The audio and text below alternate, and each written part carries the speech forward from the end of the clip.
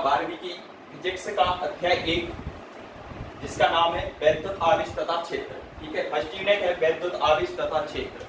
अब वैद्युत आवेश जैसे उस चैप्टर का ही नाम है वैद्युत, मतलब समझ में आ रहा है कि हम विद्युत के बारे में पढ़ने वाले हैं। तो अब कक्षा 12वीं में आपको विद्युत से जुड़ी हुई हर एक चीज मिलेगी। ठीक है, कक्षा 12वीं में हम क्या पढ़ेंगे, विद्युत के बारे में, चुंबक के बारे में ज्यादातर पढ़ेंगे। ठीक है, अब सबसे पहले हम विद्युत से ही स्टार्ट करते हैं। विद्युत क्या है? विद्युत है क्या? ठीक है, तो विद्युत एक प्रकार की ऊर्जा होती है। ठीक है, चलो इसके पहले एक कहानी देखते हैं अपन। क्या है, जो यूनानी वैज्ञानिक थे, यूनानी वैज्ञानिक, जिनका नाम था क्या, थेल्स, जिनका नाम था थेल्स, ने 1600 ईसा पूर्व की बात है। ठीक है ना, 1600 ईसा पूर्व की बात है। यूनानी वैज्ञानिक थेल्स ने क्या देखा कि अंबर एक प्रकार की गोंद होती है जो वृक्षों में पाई जाती है। चीड़ के जो वृक्ष होते हैं उसमें क्या होता है, जब वो सड़ जाते हैं तो उसके बाद क्या होता है, उसमें अंबर बन जाती है। ठीक है ना, अंबर क्या है, एक गोंद, जिसको अपन बोल सकते हैं गोंद भी बोल सकते हैं, उसको अंबर बोलते हैं। ठीक है, अंबर उनने क्या किया, जब एक वृक्ष से निकलने वाली अंबर को उनने ऊनी कपड़े पे रगड़ा। ठीक है, तो उनने क्या देखा कि जैसे ही उन्होंने ऊनी कपड़े पे रगड़ा उस अंबर को, तो छोटे छोटे पदार्थों को, पत्तों को या धूल को अपनी ओर आकर्षित कर रही थी। ठीक है, तो उनने उस घटना के बाद एक नाम दिया कि ये सब जो हो रहा है, जैसे अंबर को काय से रगड़ रही थी, ऊनी कपड़े से या फिर बोल सकते किसी वस्त्र से। ठीक है, ऊनी वस्त्र से रगड़ा उनने क्या देखा उसके बाद कि जो अंबर है छोटे छोटे पदार्थों को अपनी ओर आकर्षित कर रहा है। तो उनने उसका नाम रखा क्या, चूंकि अंबर को वहां पर क्या बोलते हैं, इलेक्ट्रॉन बोलते हैं। क्या बोलते हैं अंबर को वहां पे, इलेक्ट्रॉन बोलते हैं। इसी कारण से उन्होंने क्या कर दिया, उसी का नाम स्थानांतरित करके क्या कर दिया, इलेक्ट्रिसिटी, यानी कि हिंदी में बोलते हैं विद्युत, इलेक्ट्रिसिटी, इंग्लिश में बोलते हैं इलेक्ट्रिसिटी। ठीक है, इलेक्ट्रिसिटी हिंदी में क्या बोलते हैं, विद्युत। ठीक है, तो यहीं से विद्युत की खोज हुई। ठीक है, इसके बाद क्या हुआ, तो विद्युत क्या होती है, उन्होंने बताया कि विद्युत एक ऊर्जा है जो कि छोटे छोटे पदार्थों को या एक पदार्थ दूसरे पदार्थ को अपनी ओर आकर्षित करता है। किसने बताया था, थेल्स ने। ठीक है, क्या बताया था, विद्युत एक ऊर्जा है, ऊर्जा का ही एक रूप है विद्युत, जो कि छोटे छोटे पदार्थों को अपनी ओर आकर्षित करती है। ठीक है, तो ये थी विद्युत। इसके बाद क्या है, विद्युत अपनी मतलब विद्युत के कारण कोई वस्तु अपनी ओर आकर्षित कर रही किसी दूसरी वस्तु को, इसका मेन कारण क्या, इस कारण को थेल्स नहीं बताए। ठीक है, इसके बाद एक वैज्ञानिक और आए थे, 1752 की बात है, 1752 के लगभग। ठीक है ना, बेंजामिन फ्रैंकलिन।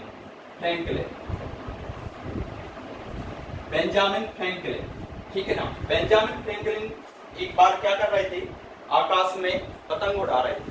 ठीक है ना, बेंजामिन फ्रैंकलिन आकाश में, 1752 की बात है, क्या कर रहे थे, पतंग उड़ा रहे थे आकाश में। उन्होंने क्या देखा, उन्होंने नीचे एक चाबी टाइप की बांधी थी उसमें पतंग में। उन्होंने देखा कि जैसे वो पतंग उड़ा रहे हो, बरसात का मौसम था, तो बिजली भी चमक रही थी। तो उन्होंने क्या देखा, उसको चाबी को टच करने से उनको विद्युत का अनुभव हो रहा था, तो एक प्रकार का करंट लग रहा था। ठीक है, उन्होंने क्या उससे निष्कर्ष निकाला, उन्होंने देखा कि विद्युत है जो ऊपर जो आसमान में बिजली जो चमकती है, वो रियल में क्या है, एक विद्युत ही है। ठीक है ना, और वो कैसे उत्पन्न हो रही है, बादलों के घर्षण से। क्योंकि देखो, जब अपन देखते हैं ना कि बादल एक दूसरे से टकराते हैं, जब क्या होता है, बादल एक दूसरे से टकराते हैं तो बिजली चमकती है। ठीक है, तो प्रकाश तो हमें जल्दी दिख जाता है, लेकिन उसके बाद थोड़ी देर बाद हमें क्या दिखता है, उसकी आवाज भी आती है। तो वो आवाज क्यों आती है, क्योंकि वो दोनों आपस में, मतलब बादल आपस में क्या कर रहे हैं, टकरा रहे हैं, इसलिए उसकी आवाज आ रही है। ठीक है, तो इन्होंने क्या बताया, फ्रैंकलिन ने, इन्हें आवेश की बताया कि ये सब काय के कारण हो रहा है, आवेश के कारण हो रहा है। कैसे हो रहा है आवेश के कारण, तो आवेश क्या है, सबसे पहली चीज तो आवेश ही क्या कहना था, आवेश वह ऊर्जा है जो किसी पदार्थ को विद्युतमय कर देता है। आवेश वह ऊर्जा है जो किसी पदार्थ को विद्युतमय कर देता है। कैसे कर देता है विद्युतमय, तुमने बताया, जैसे मान के चलो दो पदार्थ है, अपन दो पदार्थ मान के चल रहे हैं। ठीक है, हम जानते हैं कि प्रत्येक पदार्थ के नाभिक में क्या होता है, न्यूट्रॉन और प्रोटॉन होते हैं। न्यूट्रॉन तो इसमें कोई आवेश नहीं होता, प्रोटॉन पे क्या होता है, धनावेश होता है। ठीक है, तो धनावेश होता है। इसके बाहरी कक्षा में क्या होते हैं, इलेक्ट्रॉन होते हैं, जो कि कैसे होते हैं, माइनस यानी ऋण आवेश होते हैं, ठीक है ना। तो एक और पदार्थ हम ले रहे हैं दूसरा, इसके भी बिल्कुल सेम यही कंडीशन इसमें भी होगी। इसके अलावा में क्या होंगे, प्रोटॉन और न्यूट्रॉन, और बाहरी कक्षा में क्या होंगे, इसके इलेक्ट्रॉन, ठीक है ना।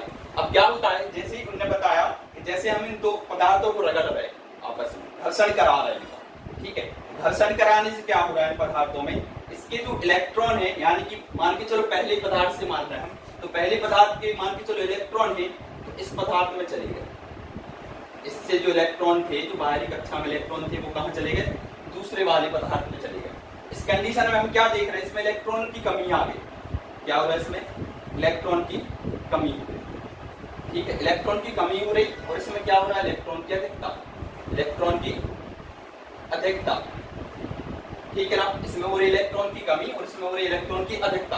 इसमें इलेक्ट्रॉन की कमी हो रही, इससे क्या मतलब है, देखो इसमें हमें पता है कि प्लस और माइनस आवेश है जो, ठीक है, यानी कि प्रोटॉन और न्यूट्रॉन है, सॉरी प्रोटॉन और इलेक्ट्रॉन है, समान मात्रा में होते हैं, लेकिन जैसे इसमें से इलेक्ट्रॉन निकल चुके हैं, इलेक्ट्रॉन की कमी हुई, तो अधिकता काय की हो जाएगी, प्लस आवेश की हो जाएगी, यानी धनावेश की, इसलिए इसको बोलने लगे क्या, धनावेश। क्या बोलेंगे इसको, धनावेश। और इसमें इलेक्ट्रॉन की अधिकता है, जिसमें इलेक्ट्रॉन ज्यादा है, उसको क्या बोलेंगे, ऋणावेश। क्या बोलेंगे, ऋणावेश। तो हमने बताया कि आवेश दो प्रकार का होता है, कौन कौन सा होता है, एक धनावेश और एक ऋणावेश, ठीक है ना। धनावेश और ऋणावेश, दो आवेश बताए हमने, धनावेश और ऋणावेश। और एक कंडीशन हमें भी पता है, सबको पता है अच्छे से, इनकी एक प्रॉपर्टी है, क्या है, जो प्लस प्लस आवेश यानी धन धन आवेश है या ऋण ऋण आवेश है, एक दूसरे को क्या करते हैं, प्रतिकर्षित, क्या करते हैं, प्रतिकर्षित करते हैं, और प्लस और माइनस आवेश क्या करते हैं, एक दूसरे को आकर्षित करते हैं, क्या करते हैं, आकर्षित करते हैं, ठीक है ना। हाँ, तो आवेश क्या है, आवेश वह ऊर्जा है जो किसी पदार्थ को विद्युतमय कर देता है। आवेश दो प्रकार का होता है, कौन कौन से, एक तो धनावेश और एक ऋणावेश, ठीक है ना, धनावेश और ऋणावेश, ठीक है ना। ये पदार्थ के घर्षण से उत्पन्न हुआ है, कैसे उत्पन्न हुआ, घर्षण से। अभी चूंकि हमें पढ़ना है स्थिर विद्युत, ठीक है, स्थिर विद्युत पढ़ेंगे। विद्युत के दो प्रकार हैं, एक तो स्थिर विद्युत और एक धारा विद्युत, एक स्थिर विद्युत और एक धारा विद्युत, ठीक है। सबसे पहले हम फर्स्ट यूनिट में पढ़ रहे हैं जो स्थिर विद्युत है। स्थिर विद्युत का मतलब क्या होता है, स्थिर विद्युत वह विद्युत होती है जिसमें किसी एक पदार्थ में केवल विद्युत हो, मतलब इस पदार्थ से दूसरे पदार्थ में विद्युत नहीं जा रही, तब तक नहीं जा रही जब तक कि अपन क्या करें, उनका घर्षण नहीं करें, ठीक है, उनको रगड़े नहीं एक दूसरे से। तो इस पदार्थ में जो विद्युत उपस्थित है उसी को बोलते हैं हम स्थिर विद्युत। धारा विद्युत का क्या मतलब होता है, जब विद्युत एक जगह से दूसरी जगह जाए, इसमें एक जगह से दूसरी जगह नहीं जाती विद्युत, ठीक है, लेकिन इस वाले में हम क्या देख रहे हैं कि एक जगह से दूसरी जगह जाती है, काय के द्वारा जाती है, इलेक्ट्रॉन के द्वारा जाती है, ठीक है ना। तो वो कौन सी धारा कौन सी विद्युत कहलाती है, धारा विद्युत कहलाती है। जब एक जगह से दूसरी जगह विद्युत जाती है तो उसको क्या बोलते हैं, धारा विद्युत। स्थिर विद्युत क्या होती है, जब एक ही पदार्थ में विद्युत स्थित हो, ठीक है, उपस्थित है एक पदार्थ में विद्युत, उसे हम बोलते हैं स्थिर विद्युत, वैसे बोलते हैं। एक बार और देख लेते हैं हम पूरा डिटेल्स में। विद्युत क्या होगी, विद्युत वह ऊर्जा है जिसके कारण किसी वस्तु में आकर्षित करने का गुण आ जाता है, ठीक है ना। इसके बाद है आवेश। तो आवेश क्या है, आवेश वह भौतिक राशि है जिसके कारण कोई वस्तु विद्युतमय हो जाती है, मतलब वस्तु में विद्युत आ जाती है, काय के कारण आती है, आवेश के कारण। और आकर्षित करने का गुण है जो, ठीक है, वह कहलाती है विद्युत, ठीक है, आकर्षित करने का जो गुण है वो उसको हम विद्युत बोलते हैं, जिसके कारण विद्युत मय हो जाती है वस्तु, उसको हम आवेश बोलते हैं। आवेश को हम स्मॉल क्यू या कैपिटल क्यू से व्यक्त करते हैं, ठीक है। और क्यू बराबर क्या होता है, क्यू बराबर होता है आई टी, यानी कि आई टी मतलब क्यू यानी कि आवेश बराबर धारा गुणित समय। क्या होता है, आवेश बराबर धारा गुणित समय, ठीक है ना।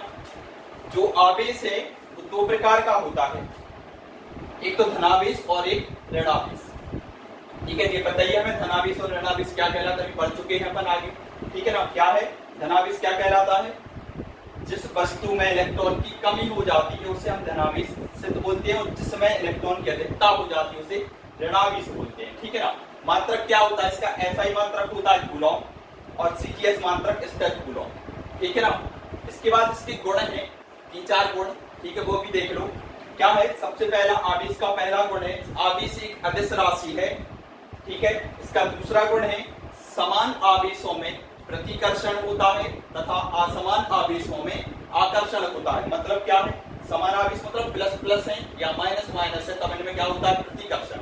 और विजातीय आवेश यानी कि जो एक प्लस और एक माइनस हो जाती तो उसमें क्या होता है आकर्षण, ठीक है ना। इसके बाद है आवेश को ना तो उत्पन्न किया जा सकता है और ना ही नष्ट किया जा सकता, मतलब आवेश संरक्षण के नियम पर आधारित होता है, ठीक है ना। आवेश संरक्षण का नियम भी है, ठीक है, ना तो आवेश को उत्पन्न किया जा सकता है ना ही आवेश को नष्ट किया जा सकता है। क्यों नहीं किया जा सकता, हम देख रहे हैं ना, एक वस्तु से दूसरी वस्तु में केवल क्या हो रहा है, इलेक्ट्रॉन का स्थानांतरण हो रहा है बस, ठीक है ना। तो ना ही उत्पन्न हो रहा है ना ही उसको नष्ट कर रहे हैं, ठीक है ना। अब क्वांटीकृत होता है, आवेश क्वांटीकृत होता है, क्वांटीकृत मतलब छोटे छोटे हिस्सों में होता है, ठीक है ना। इसके बाद है द्रव्यमान, तो आवेश जो द्रव्यमान पर निर्भर नहीं करता। ये हो गया हमारा क्या, तो क्या है आवेश का क्वांटीकरण, ठीक है। आवेश का क्वांटीकरण क्या है, इस सिद्धांत के अनुसार किसी वस्तु पर उपस्थित आवेश, किसी वस्तु पर उपस्थित आवेश यानी कि Q, किसी वस्तु पर उपस्थित आवेश Q एक इलेक्ट्रॉन के आवेश का पूर्ण गुणज होता है, एक इलेक्ट्रॉन के आवेश का पूर्ण गुणज होता है। मतलब क्या होता है, Q बराबर प्लस माइनस Ne, क्या होता है Q बराबर प्लस माइनस Ne, एक इलेक्ट्रॉन का पूर्ण गुणज होता है, ठीक है। पूर्ण गुणज मतलब पूर्णांक, ठीक है, जहां Q बराबर क्या है, वस्तु का आवेश, Q क्या है, वस्तु का आवेश होता है, ठीक है। क्या होता है Q, वस्तु का आवेश। N क्या होता है, पूर्णांक, N क्या होता है पूर्णांक, जैसे कि 1 2 3 4, ठीक है ना, और आगे भी कुछ भी हो सकता है, पूर्णांक इंटीजर नंबर, ठीक है ना। इसके बाद इसमें देख रहे हैं E क्या होता है, इलेक्ट्रॉन का आवेश, क्या होता है, एक इलेक्ट्रॉन का आवेश, एक इलेक्ट्रॉन का आवेश जिसका मान कितना होता हो, इसका मान होता है 1.6 गुणित 10 के ऊपर माइनस 19 की घात कूलॉम, ठीक है ना। इसका मान याद रखना, ये ऑब्जेक्टिव में पूछ लेते हैं, एक इलेक्ट्रॉन का आवेश कितना होता है 1.6 गुणित 10 के ऊपर माइनस 19 की घात कूलॉम, ठीक है। तो क्या है आवेश का क्वांटीकरण, किसी वस्तु पर उपस्थित आवेश यानी कि Q एक इलेक्ट्रॉन के आवेश का, एक इलेक्ट्रॉन के आवेश यानी E का पूर्ण गुणज होता है, मतलब इंटीजर नंबर में होता है यानी पूर्णांक में होता है, प्लस हो या माइनस हो, ठीक है ना, यानी कि प्लस माइनस दोनों लगा दें इसमें, ठीक है ना। प्लस माइनस है तो इसलिए 1 2 3 लिखे रहना, इंटीजर नंबर तो माइनस भी हो सकते हैं प्लस भी हो सकते हैं, ठीक है ना। पूर्णांक 1 2 3 4, ठीक है। ये हो गया आवेश का पॉइंट। चलो अब हम स्टार्ट कर रहे हैं कूलॉम के विल्ट्रॉन वर्ग का नियम।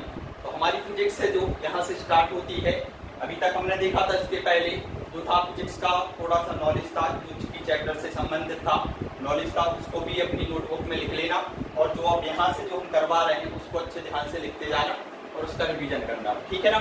सबसे पहले कूलॉम के विल्ट्रॉन वर्ग का नियम क्या है, चार्ल्स जी कूलॉम का नियम है जो चार्ल्स आंगस्टाइन कूलॉम ने दिया था, चार्ल्स आंगस्टाइन कूलॉम ने दिया था, अब दिया था 1785 में। तो अपन क्या लिखेंगे, सन 1785 में चार्ल्स आंगस्टाइन कूलॉम ने बिंदु आवेशों से संबंधित एक नियम प्रतिपादित किया या एक नियम दिया जिसे कूलॉम के विल्ट्रॉन वर्ग का नियम कहते हैं, ठीक है। 1785 में दिया करने के लिए, ठीक है ना, चार्ल्स आंगस्टाइन कूलॉम का पूरा नाम है। तो इनने क्या बोला था, इनने सबसे पहली चीज तो इनने जो नियम दिया था वो केवल बिंदु आवेशों के लिए था, ठीक है ना। बिंदु आवेश ये मान के चलो 2 बिंदु आवेश, ठीक है ना, ये 2 बिंदु आवेश हो गए, इनके नाम हम दे रहे हैं Q1 और Q, ठीक है। आवेशों के बीच में दूरी भी होगी इनके केंद्रों से, इतनी है मान के चलो R है, ठीक है ना। तो इनने क्या बोला था, इनके नियम के अनुसार क्या था, उनका कथन लिख लेना, कथन किन्हीं 2 बिंदु आवेशों के मध्य, किन्हीं 2 बिंदु आवेशों के मध्य लगने वाला आकर्षण या प्रतिकर्षण बल, किन्हीं 2 बिंदु आवेशों के मध्य लगने वाला आकर्षण या प्रतिकर्षण बल, बल को मैं एक्सेस कर रहे हैं, उन आवेशों के परिमाणों के, ध्यान रखना, आवेशों के परिमाणों के गुणनफल के समानुपाती। देखो आवेश हुए जिनके परिमाणों का Q1 Q2, जिनके गुणनफल के कैसा बल समानुपाती, तथा उन आवेशों के केंद्रों से, एक दूसरे के केंद्र से बीच की दूरी के, या उन आवेशों के बीच की दूरी के, उन आवेशों के बीच की दूरी के वर्ग के व्युत्क्रमानुपाती होता। ठीक है, क्या था नियम, फिर से सुन लो एक बार। किन्हीं दो बिंदु आवेशों के मध्य, बिंदु आवेश बोलना है सबसे पहली चीज, किन्हीं दो बिंदु आवेशों के मध्य लगने वाला आकर्षण या प्रतिकर्षण बल उन दोनों आवेशों के परिमाणों के गुणनफल के समानुपाती तथा उनकी बीच की दूरी के वर्ग के व्युत्क्रमानुपाती होता है। ये क्या है इनका कथन। ठीक है, तो कथन देख के भी लिख लेना बुक में से। ठीक है, आपने जो बोला उसको नोट कर लेना। तो ये बन गए समीकरण 1 और 2। हम क्या कर रहे हैं, समीकरण 1 और 2 को मिला के लिख रहे हैं। हम लिखेंगे समीकरण 1 व समीकरण 2 को मिलाकर लिखने पर, मिलाकर लिखने पर हमने समीकरण 1 और 2 को मिला के लिख दिया तो क्या बन जाएगा, F समानुपाती Q1 Q2 upon R square. ठीक है ना। यदि हम जैसे यहाँ से समानुपाती का चिन्ह हटाते हैं तो हमेशा एक नियतांक आ जाता है, बराबर आ जाता है, और एक नियतांक, नियतांक क्या है, K है। क्या बन गया, Q1 Q2 upon R square. ठीक है, तो K एक नियतांक है जिसका मान SI पद्धति में क्या होता है। ठीक है, जिसका मान, जहां K एक नियतांक है, जहां K एक नियतांक है जिसका मान वायु या निर्वात में, वायु या निर्वात में SI पद्धति में, SI पद्धति में और वायु या निर्वात में कितना होता है, K बराबर होता है 1/4 पाई एप्सिलॉन 0। इकाई का चिन्ह है एप्सिलॉन 0 का। वायु या निर्वात की निरपेक्ष चुंबकन विद्युतशीलता, ठीक है, विद्युत पढ़ रहे, विद्युतशीलता, वायु या निर्वात की विद्युतशीलता कहलाती है। ठीक है ना। इसको बोलते हैं एप्सिलॉन 0, एप्सिलॉन नॉट। ठीक है ना, एप्सिलॉन का चिन्ह दे और ये बना दिया नॉट, 0 मतलब नॉट ही बोलते हैं उसको, एप्सिलॉन नॉट बोलते हैं, एप्सिलॉन 0 बोलते हैं। या इसी का मान होता है 1/4 पाई एप्सिलॉन 0 का मान होता है 9 × 10⁹ न्यूटन इंटू मीटर स्क्वायर प्रति कूलम स्क्वायर। ठीक है ना, ये इसका पूरा मान होता है। 1/4 पाई एप्सिलॉन 0 भी लिख सकते हैं और उसकी जगह ये भी लिख सकते हैं 9 × 10⁹। ठीक है, तो इस मान को हम इसमें रख दे रहे हैं। ठीक है, समीकरण 3 मान लो इसको, समीकरण 3 से, समीकरण 3 से। तो देखो समीकरण 3 से क्या होगा, F बराबर कितना हो जाएगा, F बराबर 1/4 pi epsilon 0 Q1 Q2 upon R square. ठीक है, एक तो जे भी लिख सकते हो चाहो तो। कितना हो गया, F बराबर Q1 Q2 upon R square. के की जगह उसका हमने क्या कर दिया, मान रख दिया 1/4 पाई एप्सिलॉन नॉट। ठीक है ना। या इसका मान एक और होता है, F बराबर कितना हो जाएगा, 9 × 10⁹ Q1 Q2 upon R square. इसको जे भी लिख सकते हैं। ठीक है, बल है तो न्यूटन। ठीक है ना। जी तो हो गया क्या, कूलॉम के व्युत्क्रम वर्ग का नियम। अब इसके आधार पे एकांक आवेश को परिभाषित करने के लिए भी आता है क्वेश्चन। तो क्वेश्चन आता है कूलॉम के व्युत्क्रम वर्ग का नियम लिखिए, इसके आधार पर एकांक आवेश को परिभाषित कीजिए, एकांक आवेश को परिभाषित कीजिए। तो देखो हम क्या करें, यदि हम F बराबर 9 × 10⁹ रखते हैं। ठीक है ना, F बराबर, ठीक है, और Q1 बराबर Q2 बराबर हम मान लें कितना है, दोनों समान आवेश हैं यानी कि Q है, और दोनों आवेशों के बीच की जो दूरी हम उसको 1 मीटर मान के चल रहे हैं, 1 मीटर। अब देखो क्या होता है। ठीक है ना, देखिए ना, F बराबर हम कितना रख रहे हैं, 9 × 10⁹ Q1 Q2 बराबर कितना माना है, Q यानी समान आवेश, और R बराबर 1 मीटर। तो एकांक आवेश की परिभाषा देखो कैसे बनेगी। अब इन मानों को हम कहाँ रख रहे हैं, इसमें रख रहे हैं। F की जगह पे 9 × कितने हो गए, 10⁹ 9। ठीक है ना, जैसे F की जगह बराबर जब करते हो ठीक है, उस तरफ कितने थे 9 × 10⁹ Q1 Q2 का मान कितना हो गया, दोनों का मान Q है, ठीक है, Q1 बराबर Q2 बराबर Q माना है, समान आवेश बटे में कितने R का मान कितना हो गया 1 हो गया। तो देखो ये तो कट गए, कितना आ गया Q² बराबर 1 या Q बराबर कितना ±, ठीक है ना, जो हो गई एकांक आवेश। अब इसको परिभाषा के रूप में लिखना कैसे लिखेंगे, हम हेडिंग डालें इसकी परिभाषा। तो देखो हमने क्या किया है, दो समान आवेश लिए, सबसे पहले समान आवेश है, तो किन्हीं दो समान आवेशों को एक दूसरे से, किन्हीं दो समान आवेश, ये दो समान आवेश हो गए, कौन से Q समान है मतलब Q, ठीक है ना, किन्हीं दो समान आवेशों को एक दूसरे से 1 मीटर की दूरी पर रखने पर यदि उन पर 9 × 10⁹ का के बल से प्रतिकर्षित हो, यदि वह आवेश 9 × 10⁹ के बल से प्रतिकर्षित हो, प्रतिकर्षित क्यों बोल रहे हैं, क्योंकि समान आवेश हो, समान आवेशों में क्या होता है प्रतिकर्षण, प्रतिकर्षित हो, इस प्रकार के आवेश को एकांक आवेश कहते हैं। तो ये हो गई एकांक आवेश की परिभाषा। अच्छा एक चीज और देख लो, अच्छा कूलॉम की कुछ शर्तें भी, कूलॉम के नियम की शर्तें, ठीक है ना, कूलॉम नियम की शर्तें क्या है, शर्तें, ठीक है, तो इसकी शर्त है जो नंबर 1 है, ये केवल बिंदु आवेशों के लिए होता है, बिंदु आवेशों के लिए होता है, सबसे पहली चीज। दूसरी शर्त क्या है, इनकी अधिकतम दूरी है जो 10⁻⁻15 मीटर रखनी चाहिए, ठीक है, इससे अधिक दूरी के लिए लागू नहीं होता। तो ये शर्तें भी उसमें। चलो अब हम देख रहे हैं, सबसे पहले परीक्षण आवेश क्या कहलाता है, ठीक है, परीक्षण आवेश क्या कहलाता है, टेस्ट चार्ज क्या होता है, तो वह सूक्ष्म आवेश जिसका उपयोग किसी स्थान पर विद्युत क्षेत्र की तीव्रता ज्ञात करने में किया जाता है, परीक्षण आवेश कहलाता है। इसे हम Q0 से व्यक्त करते हैं, Q0 से प्रदर्शित करते हैं, ठीक है। परीक्षण आवेश का मतलब है, उसके नाम से ही लग रहा है, केवल उसका क्या परीक्षण के लिए लिया जाता है उसको। एक सूक्ष्मतम आवेश होता है और कैसा होता है, धनावेश होता है, धनावेश होता है सूक्ष्मतम, जो किसी स्थान पर विद्युत क्षेत्र की तीव्रता ज्ञात करने में सहायक होता है, उसे हम परीक्षण आवेश कहते हैं, इसे हम Q0 से व्यक्त करते हैं, ठीक है। चलो इसके बाद विद्युत क्षेत्र की तीव्रता, सॉरी विद्युत क्षेत्र देख लो पहले।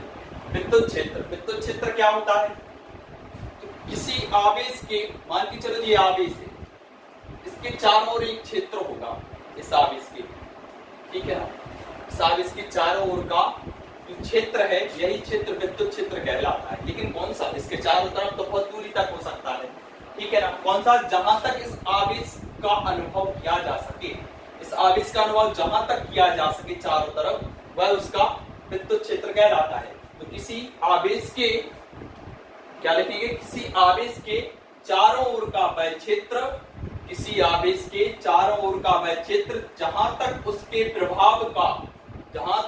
प्रभाव का अनुभव किया जा सके, विद्युत क्षेत्र कहलाता है। क्या होता है, इलेक्ट्रिक फील्ड, ठीक है। विद्युत क्षेत्र क्या होता है, किसी आवेश के चारों ओर का, मतलब ये आवेश रखा है, इसके चारों ओर जहां तक उसके प्रभाव का अनुभव हो रहा है, तो आवेश है, उसके प्रभाव का अनुभव जहां तक होगा उसका वह क्षेत्र होगा, जहां तक प्रभाव वहां तक उसका क्षेत्र होगा, ठीक है ना। उसके बाहर यदि मान के चलो कोई चीज या कोई वस्तु या कोई आवेश स्थित है, ठीक है ना, तो उसके बाहर जहां तक उसके मतलब विद्युत क्षेत्र के बाहर, ठीक है, के बाहर विद्युत क्षेत्र के बाहर यदि कोई भी वस्तु है या कोई भी बिंदु है या कुछ भी स्थित है, तो इसके लिए ये क्या हो जाता है, अनंत कहलाता है। क्या कहलाता है, इसके लिए अनंत कहलाता है, ठीक है। चलो ठीक है, अब इसके बाद हम देख रहे हैं विद्युत क्षेत्र की तीव्रता। तो विद्युत क्षेत्र की तीव्रता क्या होती है, ठीक है। तो विद्युत क्षेत्र की तीव्रता, सबसे पहले इसका हम एक छोटा सा फॉर्मूला लेंगे।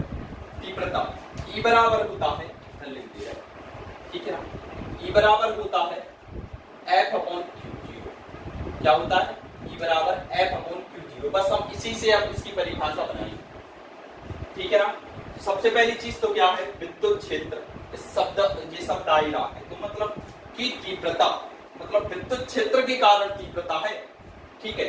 तो मान के चलो कोई विद्युत क्षेत्र है, ठीक है ना, इसमें कोई एक आवेश और रखा है, ठीक है ना, ये आवेश तो है ही पहले से, जब तो विद्युत क्षेत्र है, इसमें हमने एक परीक्षण आवेश और रख दिया QG, ठीक है। तो इस आवेश के कारण इस पे एक बल लग रहा होगा, ठीक है ना, जो बल लगेगा वही बल क्या कहलाएगा, जो बल लगेगा वही क्या कहलाएगी, विद्युत क्षेत्र की तीव्रता। यानी परिभाषा के रूप में लिखें इसको कैसे, E बराबर F/Q0 लिखा है हमने, यानी कि देखो सबसे पहली चीज जो नीचे लिखा है उसको हमेशा एकांक बोलना है। तो सबसे पहले हम क्या बोलेंगे, विद्युत क्षेत्र, विद्युत क्षेत्र होना चाहिए तब तो उसकी तीव्रता होगी, ठीक है।